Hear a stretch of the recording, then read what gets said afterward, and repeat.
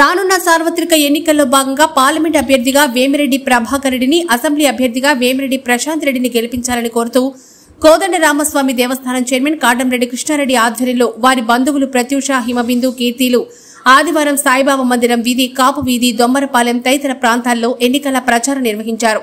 ఈ సందర్భంగా వారు మాట్లాడుతూ వేమిరెడ్డి దంపతులు రాజకీయాలకు రాకముందనే జిల్లా వ్యాప్తంగా ఎన్నో సామాజిక సేవా కార్యక్రమాలు చేపట్టారని, అటువంటి వ్యక్తులు తొలిసారిగా ప్రత్యక్ష రాజకీయాల్లోకి రావడం జరిగిందని, అటువంటి వ్యక్తులు రాబోయే ఎన్నికల్లో గెలిపిస్తే జిల్లాను, కోవు నియోజకవర్గాన్ని అభివృద్ధి పదంలో నడిపిస్తారని వారు ప్రజల్ని కోరారు. ఈ కార్యక్రమంలో టీడీపీ నాయకులు, మాజీ ఎంపీటీసీ అత్తిపల్లి శివప్రసాద్ రెడ్డి, రమణారెడ్డి, సుధాకర్, మదన్ రెడ్డి, నాయకులు, మహిళలు, కార్యకర్తలు పాల్గొన్నారు.